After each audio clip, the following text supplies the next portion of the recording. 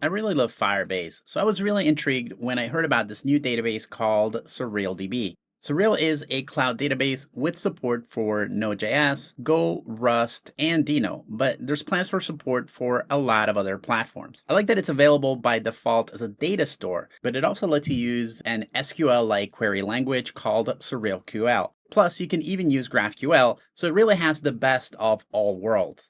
It was built with Rust, which is the hottest new language for web platforms. That means that it's fast and it uses a low amount of resources. Like Firebase, it offers automatic real-time data synchronization, built-in authentication, and offline features. That makes it easier to create apps by letting your app focus on what it does and passing a lot of infrastructure to the platform.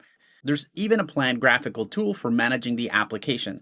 Although this one is still in its infancy, it's definitely something to watch for as it develops.